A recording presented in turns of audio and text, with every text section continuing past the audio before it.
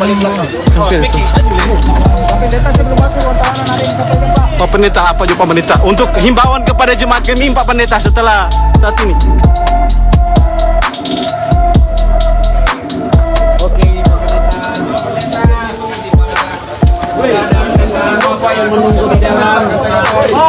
Ada 4 Pak Pendeta juga yang sudah duluan. Wali kota.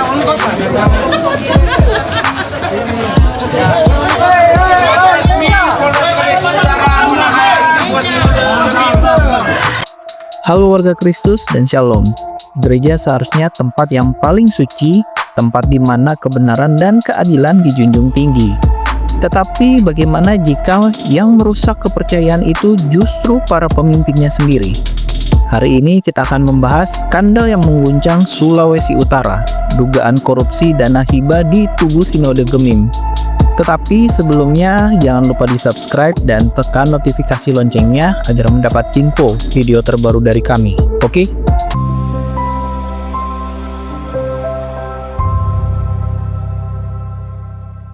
Apa itu dana hibah Gemim? Selama tahun 2020 hingga 2023, pemerintah Provinsi Sulawesi Utara menggelontorkan 21 miliar rupiah ke Sinode Gemim dalam bentuk hibah. Dana ini berasal dari APBD. Ini berarti uangnya berasal dari uang rakyat atau pajak dan sumber pendapatan daerah lainnya yang dikelola oleh pemerintah provinsi. Lalu, dana itu digunakan untuk apa? Pertama, untuk pembangunan gedung, gereja, atau renovasi dan fasilitas lainnya yang mendukung kegiatan keagamaan. Kedua, pengadaan inventaris gereja seperti kursi, alat musik, komputer, LCD, alat tulis, dan lain sebagainya. Ketiga, kegiatan rohani seperti pelatihan, seminar, kegiatan keagamaan yang bertujuan untuk menguras dompet jemaat, maksudnya memperkuat iman jemaat. 4. Untuk fasilitas pendidikan seperti sekolah atau fasilitas kesehatan. Setiap penggunaan dana tersebut didasarkan pada proposal yang diajukan oleh jemaat atau unit pelayanan Gemim yang disetujui oleh sinode. Setelah kegiatan dilaksanakan, maka pelaksanaan wajib membuat laporan pertanggungjawaban yang kemudian diperiksa oleh inspektorat dan badan pemeriksa keuangan. Tetapi pertanyaannya, apa benar semua itu dilakukan dengan jujur dan bertanggung jawab?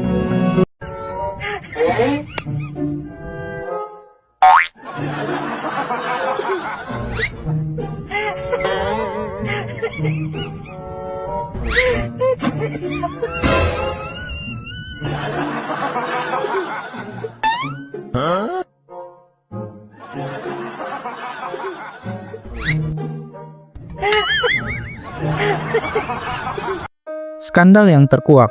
Pada awal 2025, Polda Sulut menetapkan 5 orang tersangka dalam kasus dugaan korupsi dana hibah Gemim. Pertama, Pendeta Hein Arina, Ketua Sinode Gemim yang resmi ditahan pada 17 April 2025 setelah sebelumnya mangkir dari panggilan pertama karena berada di luar negeri. Kedua, Jeffrey Robi Korekeng, mantan Kepala Badan Keuangan dan Aset Daerah Sulut. Ketiga, Freddy Kaligis, Kepala Biro Kesejahteraan Rakyat Satprov Sulut. Keempat, Steve Keppel, Sekretaris Provinsi Sulut periode 2022 sampai 2024. Kelima, Asino Gami Kawatu, mantan Kepala BKAD dan Asisten Administrasi Umum Provinsi Sulut. Mereka diduga menyalahgunakan dana hibah yang merugikan negara hampir 8,9 miliar. Yang lebih mengejutkan, sebagian dana hibah itu digunakan tanpa laporan pertanggungjawaban yang jelas.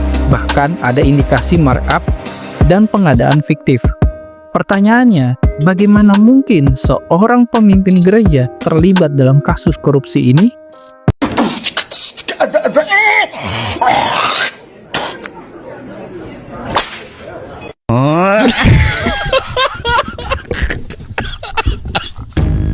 Ketika pemimpin gereja jatuh, ini bukan sekedar pelanggaran hukum, ini adalah pengkhianatan iman. Yesaya 56 ayat 11 berkata, mereka adalah anjing-anjing rakus yang tidak tahu kenyang, dan mereka adalah gembala-gembala yang tidak mengerti apa-apa. Alkitab dengan tegas mengecam pemimpin rohani yang tamak, yang memakai jabatan untuk memperkaya diri. 1 Timotius 3 ayat 2-3 mengingatkan kita bahwa penilik jemaat harus tidak serakah, bukan pemarah, dan hidup bijaksana serta terpuji. Ketika integritas rohani rusak, dampaknya bukan cuma finansial, tetapi juga rohani. Serta bagaimana jemaat yang dia pimpin selama ini.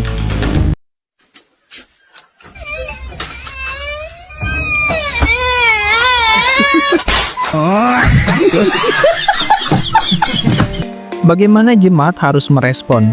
Sebagai jemaat, kita juga mempunyai peran penting. Kita bukan penonton pasif. Kita punya hak untuk meminta transparansi keuangan gereja, bertanya jika ada kejanggalan dalam penggunaan dana, melaporkan jika ada indikasi penyelewengan. Ingat, iman sejati tidak buta. 1 Yohanes 4 ayat 1 berkata, ujilah segala roh, apakah mereka berasal dari Allah. Gereja adalah tubuh Kristus, tetapi jika tubuh itu disusupi penyakit dan kita hanya diam, kita sedang membiarkan pembusukan dari dalam. Bagaimana jika dosa pemimpin tidak ditindak, tetapi malah ditutup-tutupi? Berapa banyak lagi uang umat yang akan hilang?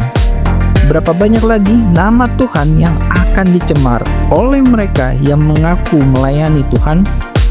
Nama saya Krim Bidit, meminta maaf atas beberapa hari ini yang kehilangan pisang. Saya berjanji tidak akan curi pisang lagi.